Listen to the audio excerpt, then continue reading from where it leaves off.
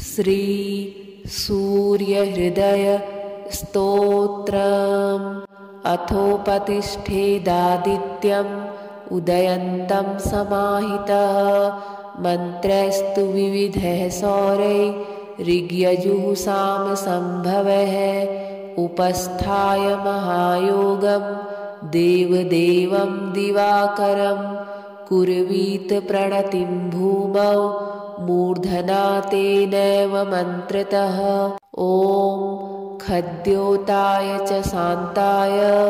कारणत्रयहेतवे निवेदयामि चात्मानं। नमस्ते ज्ञानरूपिणे नमस्ते घृणिने तुभ्यं। सूर्याय ब्रह्मरूपिणे त्वमेव ब्रह्म परम। मापो ज्योतिरसोमृतं भूर्भुवः स्वस्त्वमोङ्कार। सर्वरुद्रः सनातन पुरुषः सन्महोन्तस्थं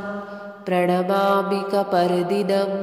त्वमेव विश्वं बहुधा जातयज्जायते च यत्। नमो रुद्राय सूर्याय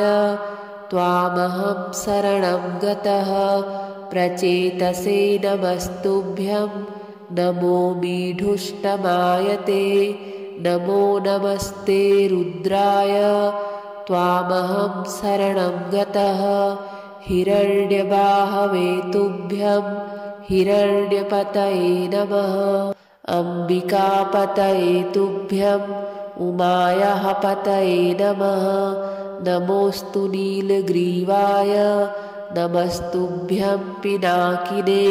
विलोहिताय भर्गाय सहस्राक्षाय ते नमः।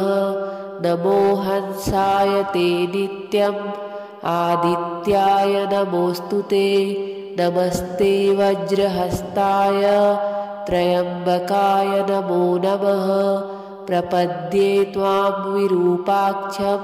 महान्तं परमेश्वरम्। हिरण्मये ग्रहे गुप्तम् आत्मानं सर्वदेहिनां। नमस्यामि परं ज्योतिर्ब्रह्माणं त्वां परां गतिं। विश्वं पशुपतिं भीमं नरनारीशरीरिणं। नमः सूर्याय रुद्राय भास्वते परमेष्ठिने। उग्राय सर्वभक्षाय त्वां प्रपद्ये सदैव हि। एतद्वै सूर्यहृदयं जप्त्वा स्तवमनुत्तमं। प्रातःकालेऽथ मध्याह्ने नमस्कुर्याद्दिवाकरम्। इदं पुत्राय शिष्याय धार्मिकाय द्विजातये। प्रदेयं सूर्यहृदयं ब्रह्मणा तु प्रदर्शितं। सर्वपापप्रशमनं वेदसारसमुद्भवं। ब्राह्मणानां हितं पुण्यं ऋषिसङ्घैर्निसेवितम्। अथागम्य गृहं विप्रः समाचम्य यथाविधि। प्रज्वाल्य विहिनीं विधिवज् जुहुयाज्जातवेदसं। ऋत्विक्पुत्रोऽथ पत्नी वा शिष्यो वापि सहोदरः। प्राप्यानुज्ञां विशेषेण जुहुयुर्वा यथाविधि। पवित्रपाणिः पूतात्मा शुक्लाम्बरधरः शुचिः। अनन्यमानसो वह्निं जुहुयात् संयतेन्द्रियः। अथोपतिष्ठेदादित्यम् उदयन्तं समाहितः। मन्त्रस्तु विविधः सौरैः ऋग्यजुः सामसंभवः। उपस्थाय महायोगं देवदेवं दिवाकरं। कुर्वीत प्रणतिं भूमौ मूर्धना तेनैव मन्त्रतः। ॐ खद्योताय च शान्ताय कारणत्रयहेतवे निवेदयामि चात्मानं। नमस्ते ज्ञानरूपिणे नमस्ते घृणिने तुभ्यं। सूर्याय ब्रह्मरूपिणे त्वमेव ब्रह्म परम। मापो ज्योतिरसोमृतं भूर्भुवः स्वस्त्वमोङ्कार सर्वरुद्रः सनातन पुरुषः सन्महोन्तस्थं प्रणमामि कपर्दिनं त्वमेव विश्वं बहुधा जातयज्जायते च यत् नमो रुद्राय सूर्याय त्वामहं शरणं गतः प्रचेतसे नमस्तुभ्यं नमो मीढुष्टमायते नमो नमस्ते रुद्राय त्वामहं शरणं गतः हिरण्यबाहवे तुभ्यं हिरण्यपतये नमः अम्बिकापतये तुभ्यं उमायाः पतये नमः नमोऽस्तु नीलग्रीवाय नमस्तुभ्यं पिनाकिने विलोहिताय भर्गाय सहस्राक्षाय ते नमः नमो हंसाय ते नित्यम् आदित्याय नमोऽस्तु ते नमस्ते वज्रहस्ताय त्र्यम्बकाय नमो नमः प्रपद्ये त्वां विरूपाक्षं महान्तं परमेश्वरं हिरण्मये ग्रहे गुप्तम् आत्मानं सर्वदेहिनां नमस्यामि परं ज्योतिर्ब्रह्माणं त्वां परां गतिं विश्वं पशुपतिं भीमं नरनारीशरीरिणं नमः सूर्याय रुद्राय भास्वते परमेष्ठिने उग्राय सर्वभक्षाय त्वां प्रपद्ये सदैव हि एतद्वै सूर्यहृदयं जप्त्वा स्तवमनुत्तमं प्रातःकालेऽथ मध्याह्ने नमस्कुर्याद्दिवाकरम् इदं पुत्राय शिष्याय धार्मिकाय द्विजातये प्रदेयं सूर्यहृदयं ब्रह्मणा तु प्रदर्शितं सर्वपापप्रशमनं वेदसारसमुद्भवं ब्राह्मणानां हितं पुण्यं ऋषिसङ्घैर्निसेवितम् अथागम्य गृहं विप्रः समाचम्य यथाविधि प्रज्वाल्य विहिनीं विधिवज् जुहुयाज्जातवेदसं ऋत्विक्पुत्रोऽथ पत्नी वा शिष्यो वापि सहोदरः प्राप्यानुज्ञां विशेषेण जुहुयुर्वा यथाविधि पवित्रपाणिः पूतात्मा शुक्लाम्बरधरः शुचिः अनन्यमानसो वह्निं जुहुयात् संयतेन्द्रियः अथोपतिष्ठेदादित्यम् उदयन्तं समाहितः मन्त्रैस्तु विविधैः सौरैः ऋग्यजुःसामसम्भवैः उपस्थाय महायोगं देवदेवं दिवाकरं कुर्वीत प्रणतिं भूमौ मूर्धना तेनैव मन्त्रतः ॐ खद्योताय च शान्ताय कारणत्रयहेतवे निवेदयामि चात्मानं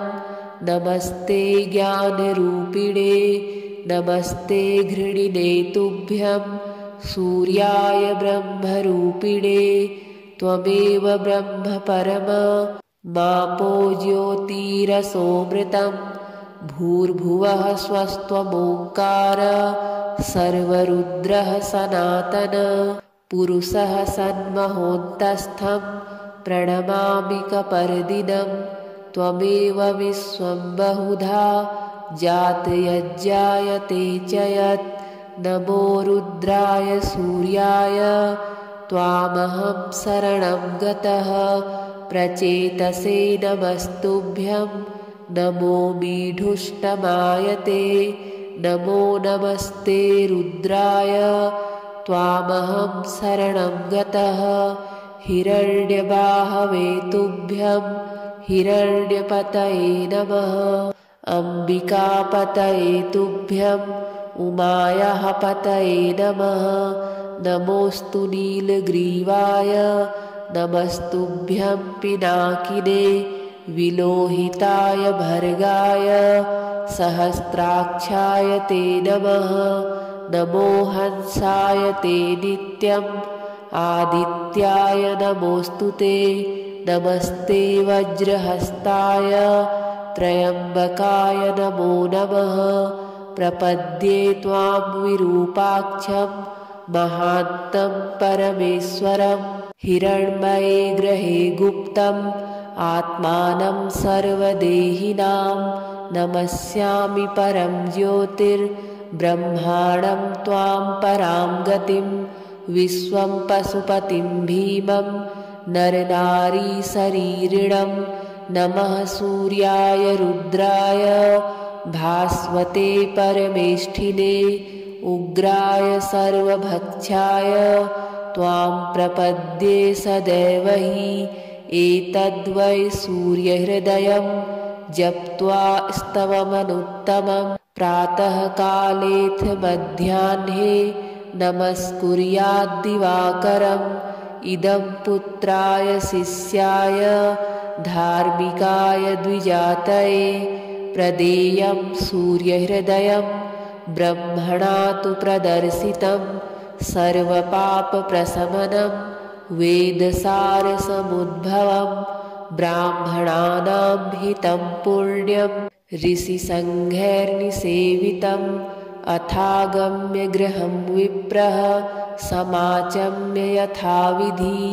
प्रज्वाल्य विहिनीं विधिवज् जुहुयाज्जातवेदसं ऋत्विक्पुत्रोऽथ पत्नी वा शिष्यो वापि सहोदरः प्राप्यानुज्ञां विशेषेण जुहुयुर्वा यथाविधि पवित्रपाणिः पूतात्मा शुक्लाम्बरधरः शुचिः अनन्यमानसो वह्निं जुहुयात् संयतेन्द्रियः अथोपतिष्ठेदादित्यम् उदयन्तं समाहितः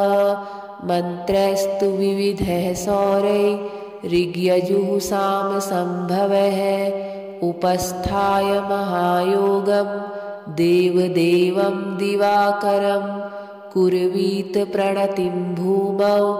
मूर्धना तेनैव मन्त्रतः ॐ खद्योताय च शान्ताय कारणत्रयहेतवे निवेदयामि चात्मानं नमस्ते ज्ञानरूपिणे नमस्ते घृणिने तुभ्यं सूर्याय ब्रह्मरूपिणे त्वमेव ब्रह्म परम मापो ज्योतिरसोमृतं भूर्भुवः स्वस्त्वमोङ्कार सर्वरुद्रः सनातन पुरुषः सन्महोन्तस्थं प्रणमामि कपर्दिनं त्वमेव विश्वं बहुधा जातयज्जायते च यत् नमो रुद्राय सूर्याय त्वामहं शरणं गतः प्रचेतसे नमस्तुभ्यं नमो मीढुष्टमाय ते नमो नमस्ते रुद्राय त्वामहं शरणं गतः हिरण्यबाहवे तुभ्यं हिरण्यपतये नमः अम्बिकापतये तुभ्यं उमायाः पतये नमः नमोऽस्तु नीलग्रीवाय नमस्तुभ्यं पिनाकिने विलोहिताय भर्गाय सहस्राक्षाय ते नमः नमो हंसाय ते नित्यम् आदित्याय नमोऽस्तु ते नमस्ते वज्रहस्ताय त्र्यम्बकाय नमो नमः प्रपद्ये त्वां विरूपाक्षं महान्तं परमेश्वरं हिरण्मये ग्रहे गुप्तम् आत्मानं सर्वदेहिनां नमस्यामि परं ज्योतिर्ब्रह्माणं त्वां परां गतिं विश्वं पशुपतिं भीमं नरनारीशरीरिणं नमः सूर्याय रुद्राय भास्वते परमेष्ठिने उग्राय सर्वभक्षाय त्वां प्रपद्ये सदैव हि एतद्वै सूर्यहृदयं जप्त्वा स्तवमनुत्तमं प्रातःकालेऽथ मध्याह्ने नमस्कुर्याद्दिवाकरम् इदं पुत्राय शिष्याय धार्मिकाय द्विजातये प्रदेयं सूर्यहृदयं ब्रह्मणा तु प्रदर्शितं सर्वपापप्रशमनं वेदसारसमुद्भवं ब्राह्मणानां हितं पुण्यं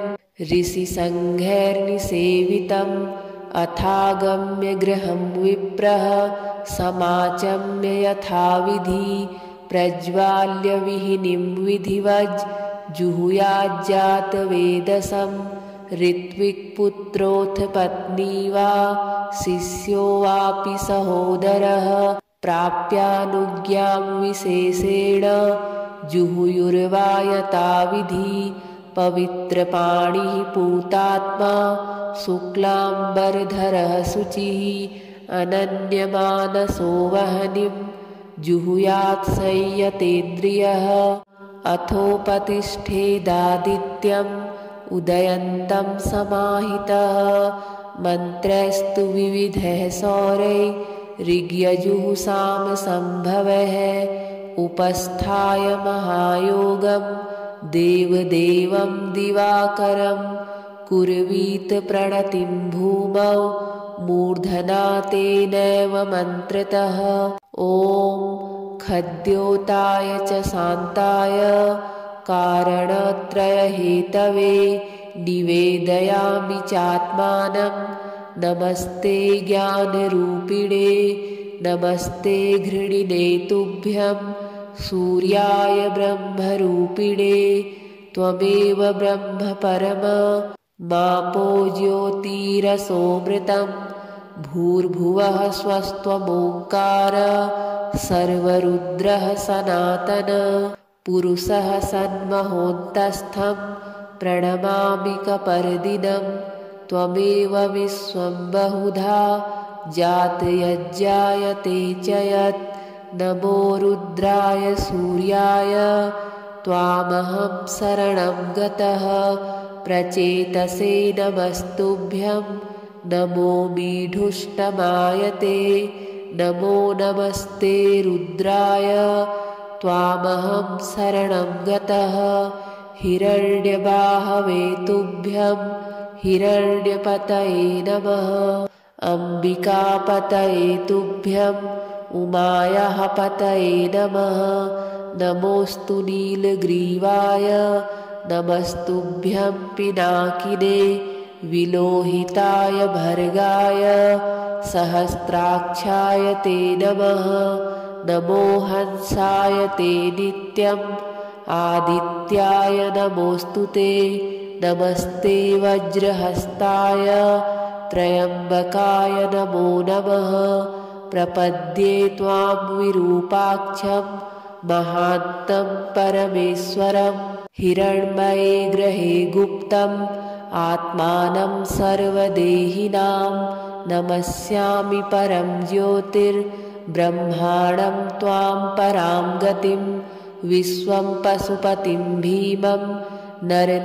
नरनारीशरीरिणं नमः सूर्याय रुद्राय भास्वते परमेष्ठिने उग्राय सर्वभक्षाय त्वां प्रपद्ये सदैव हि एतद्वै सूर्यहृदयं जप्त्वा स्तवमनुत्तमं प्रातःकालेऽथ मध्याह्ने नमस्कुर्याद्दिवाकरम् इदं पुत्राय शिष्याय धार्मिकाय द्विजातये प्रदेयं सूर्यहृदयं ब्रह्मणा तु प्रदर्शितं सर्वपापप्रशमनं वेदसारसमुद्भवं ब्राह्मणानां हितं पुण्यं ऋषिसङ्घैर्निसेवितम् अथागम्य गृहं विप्रः समाचम्य यथाविधि प्रज्वाल्य विहिनीं विधिवज् जुहुयाज्जातवेदसं ऋत्विक्पुत्रोऽथ पत्नी वा शिष्यो वापि सहोदरः प्राप्यानुज्ञां विशेषेण जुहुयुर्वा यथाविधि पवित्रपाणिः पूतात्मा शुक्लाम्बरधरः शुचिः अनन्यमानसो वह्निं जुहुयात् संयतेन्द्रियः अथोपतिष्ठेदादित्यम् उदयन्तं समाहितः मन्त्रस्तु विविधः सौरैः ऋग्यजुःसामसम्भवः उपस्थाय महायोगं देवदेवं दिवाकरं कुर्वीत प्रणतिं भूमौ मूर्धना तेनैव मन्त्रतः ॐ खद्योताय च शान्ताय कारणत्रयहेतवे निवेदयामि चात्मानं नमस्ते ज्ञानरूपिणे नमस्ते घृणिने तुभ्यं सूर्याय ब्रह्मरूपिणे त्वमेव ब्रह्म परम मापो ज्योतिरसोमृतं भूर्भुवः स्वस्त्वमोङ्कार सर्वरुद्रः सनातन पुरुषः सन्महोन्तस्थं प्रणमामि कपर्दिनं त्वमेव विश्वं बहुधा जातयज्जायते च यत् नमो रुद्राय सूर्याय त्वामहं शरणं गतः प्रचेतसे नमस्तुभ्यं नमो मीढुष्टमायते नमो नमस्ते रुद्राय त्वामहं शरणं गतः हिरण्यबाहवे तुभ्यं हिरण्यपतये नमः अम्बिकापतये तुभ्यं उमायाः पतये नमः नमोऽस्तु नीलग्रीवाय नमस्तुभ्यं पिनाकिने विलोहिताय भर्गाय सहस्राक्षाय ते नमः नमो हंसाय ते नित्यम् आदित्याय नमोऽस्तु ते नमस्ते वज्रहस्ताय त्र्यम्बकाय नमो नमः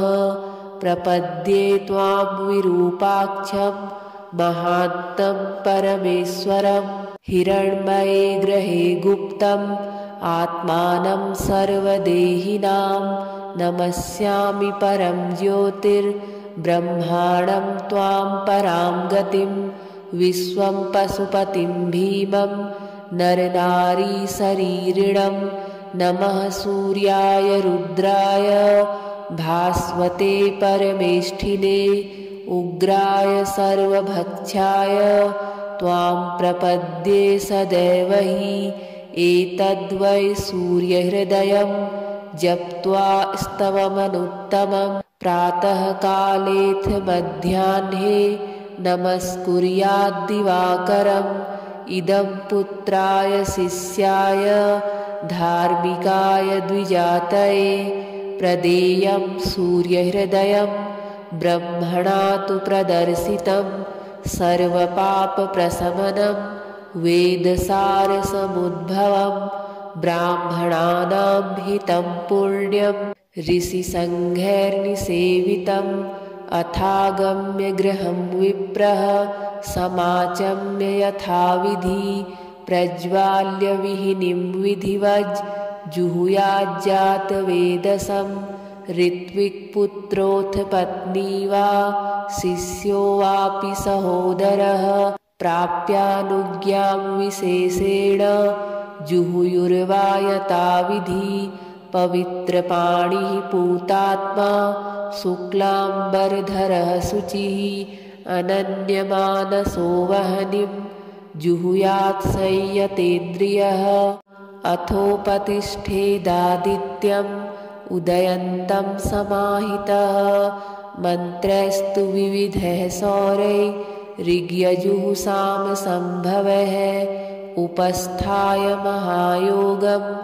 देवदेवं दिवाकरं कुर्वीत प्रणतिं भूमौ मूर्धना तेनैव मन्त्रतः ॐ खद्योताय च शान्ताय कारणत्रयहेतवे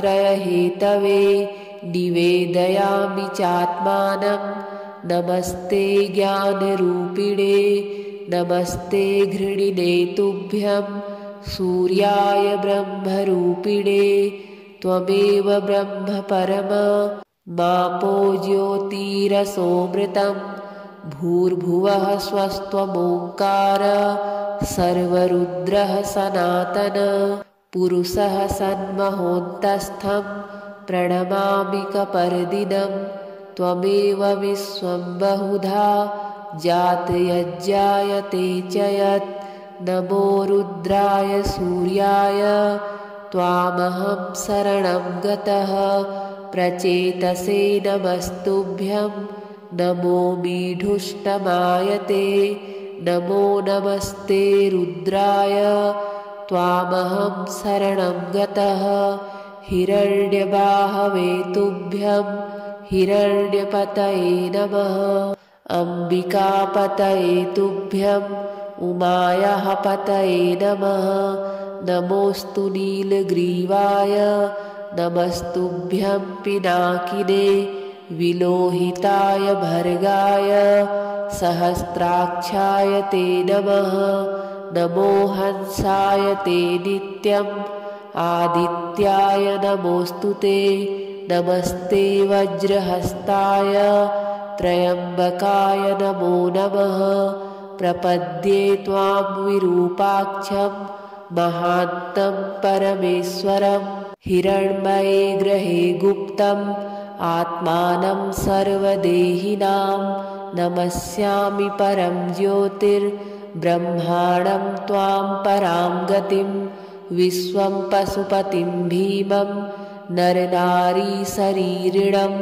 नमः सूर्याय रुद्राय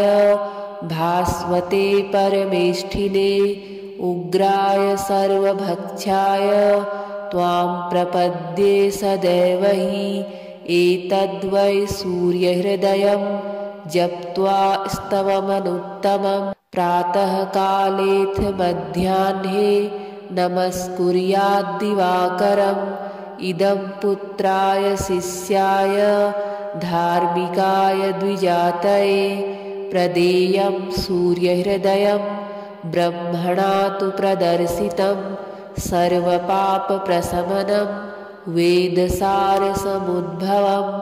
ब्राह्मणानां हितं पुण्यं ऋषिसङ्घैर्निसेवितम् अथागम्य गृहं विप्रः समाचम्य यथाविधि प्रज्वाल्य विहिनीं विधिवज् जुहुयाज्जातवेदसं ऋत्विक्पुत्रोऽथ पत्नी वा शिष्यो वापि सहोदरः प्राप्यानुज्ञां विशेषेण जुहुयुर्वा यथाविधि पवित्रपाणिः पूतात्मा शुक्लाम्बरधरः शुचिः अनन्यमानसो वह्निं जुहुयात् संयतेन्द्रियः अथोपतिष्ठेदादित्यम् उदयन्तं समाहितः मन्त्रैस्तु विविधैः सौरैः ऋग्यजुःसामसम्भवैः उपस्थाय महायोगं देवदेवं दिवाकरं कुर्वीत प्रणतिं भूमौ मूर्धना तेनैव मन्त्रतः ॐ खद्योताय च शान्ताय कारणत्रयहेतवे निवेदयामि चात्मानं नमस्ते ज्ञानरूपिणे नमस्ते घृणिने तुभ्यं सूर्याय ब्रह्मरूपिणे त्वमेव ब्रह्म परम मापो ज्योतिरसोमृतं भूर्भुवः स्वस्त्वमोङ्कार सर्वरुद्रः सनातन पुरुषः सन्महोन्तस्थं प्रणमामि कपर्दिनं त्वमेव विश्वं बहुधा जातयज्जायते च यत् नमो रुद्राय सूर्याय त्वामहं शरणं गतः प्रचेतसे नमस्तुभ्यं नमो मीढुष्टमाय ते नमो नमस्ते रुद्राय त्वामहं शरणं गतः हिरण्यबाहवे तुभ्यं हिरण्यपतये नमः अम्बिकापतये तुभ्यं उमायाः पतये नमः नमोऽस्तु नीलग्रीवाय नमस्तुभ्यं पिनाकिने विलोहिताय भर्गाय सहस्राक्षाय ते नमः नमो हंसाय ते नित्यम् आदित्याय नमोऽस्तु ते नमस्ते वज्रहस्ताय त्र्यम्बकाय नमो नमः प्रपद्ये त्वां विरूपाक्षं महान्तं परमेश्वरं हिरण्मये ग्रहे गुप्तम् आत्मानं सर्वदेहिनां नमस्यामि परं ज्योतिर्ब्रह्माणं त्वां परां गतिं विश्वं पशुपतिं भीमं नरनारीशरीरिणं नमः सूर्याय रुद्राय भास्वते परमेष्ठिने उग्राय सर्वभक्षाय त्वां प्रपद्ये सदैव हि एतद्वै सूर्यहृदयं जप्त्वा स्तवमनुत्तमं प्रातःकालेऽथ मध्याह्ने नमस्कुर्याद्दिवाकरम् इदं पुत्राय शिष्याय धार्मिकाय द्विजातये प्रदेयं सूर्यहृदयं ब्रह्मणा तु प्रदर्शितं सर्वपापप्रशमनं वेदसारसमुद्भवं ब्राह्मणानां हितं पुण्यं ऋषिसङ्घैर्निसेवितम् अथागम्य गृहं विप्रः समाचम्य यथाविधि प्रज्वाल्य विहिनीं विधिवज् जुहुयाज्जातवेदसं ऋत्विक्पुत्रोऽथ पत्नी वा शिष्यो वापि सहोदरः प्राप्यानुज्ञां विशेषेण जुहुयुर्वा यथाविधि पवित्रपाणिः पूतात्मा शुक्लाम्बरधरः शुचिः अनन्यमानसो वह्निं जुहुयात् संयतेन्द्रियः अथोपतिष्ठेदादित्यम् उदयन्तं समाहितः मन्त्रैस्तु विविधैः सौरैः ऋग्यजुः सामसम्भवैः उपस्थाय महायोगं देवदेवं दिवाकरं कुर्वीत प्रणतिं भूमौ मूर्धना तेनैव मन्त्रतः ॐ खद्योताय च शान्ताय कारणत्रयहेतवे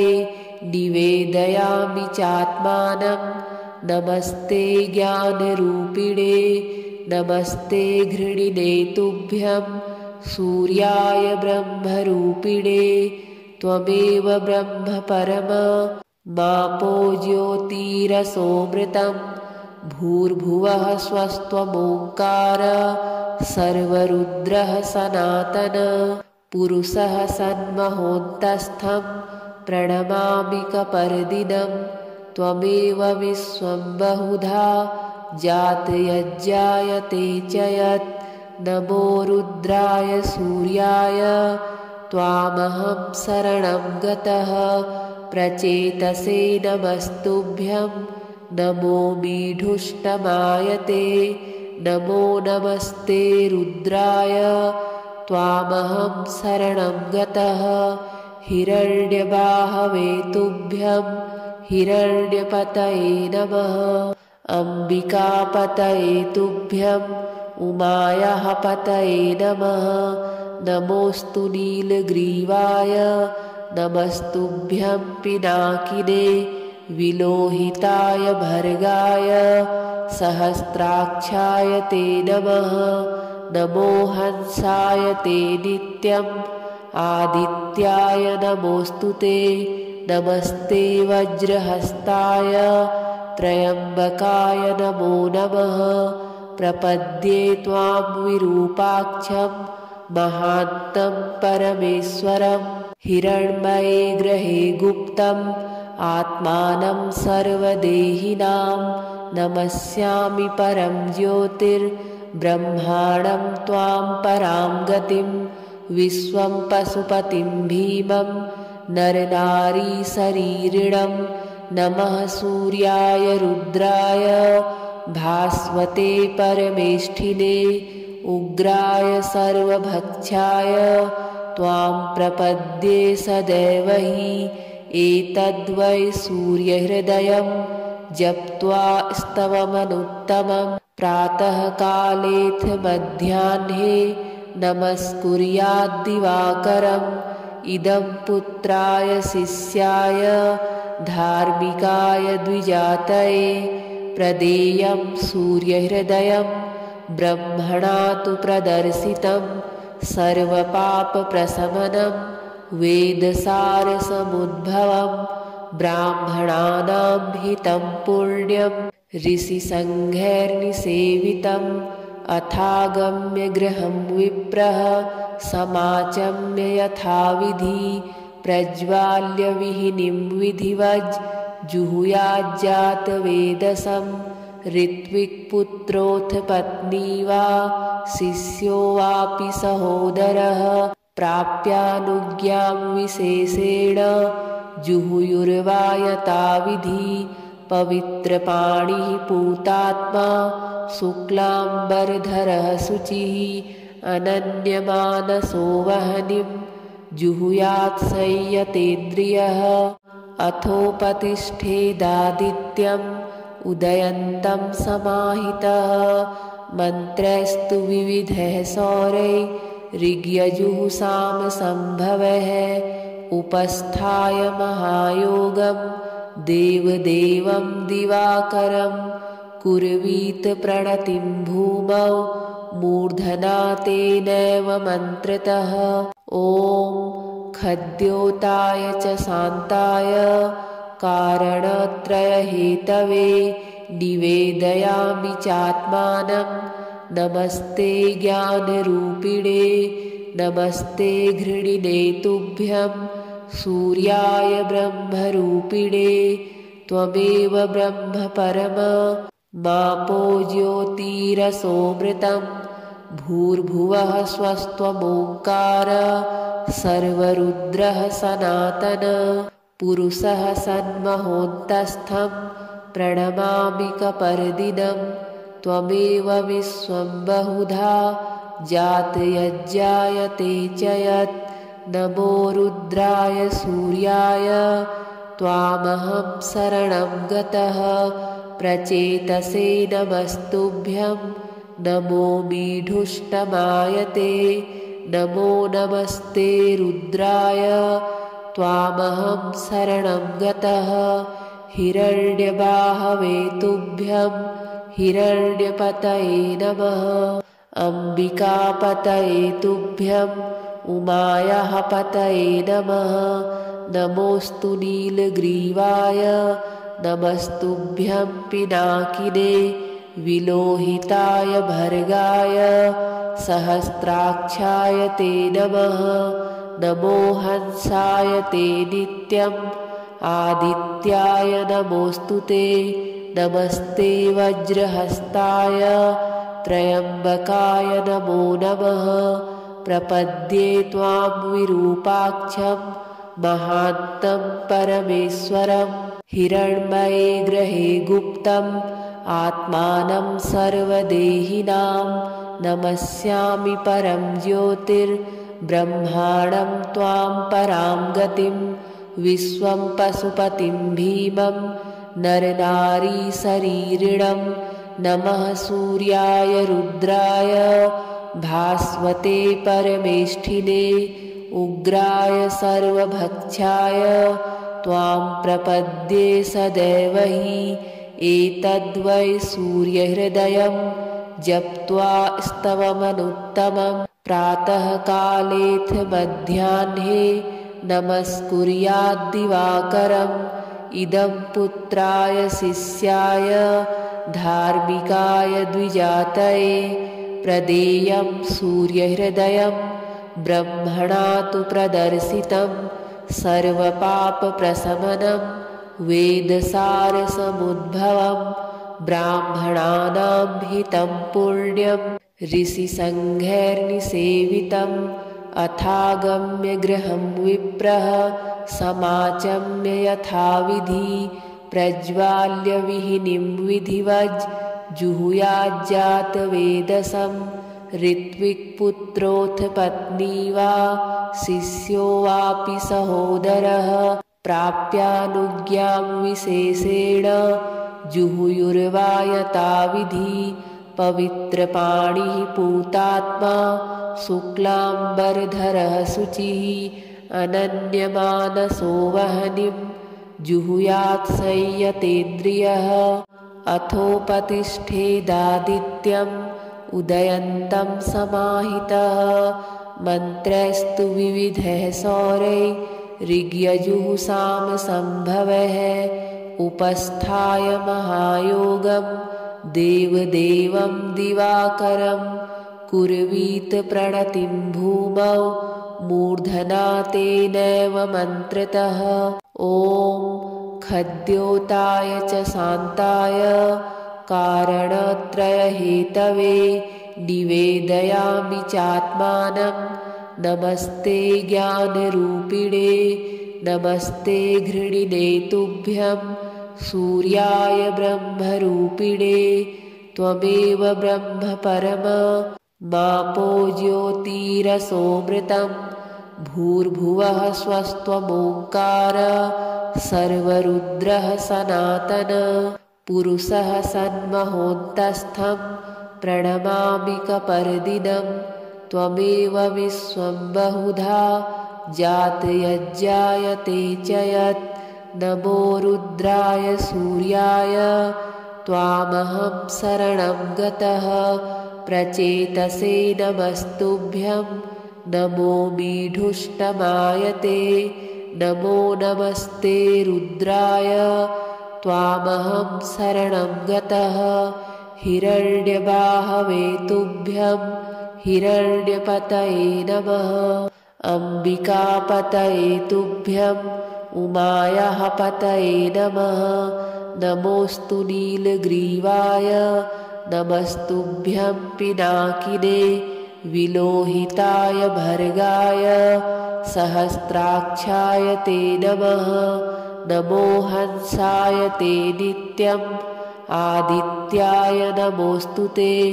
नमस्ते वज्रहस्ताय त्र्यम्बकाय नमो नमः प्रपद्ये त्वां विरूपाक्षं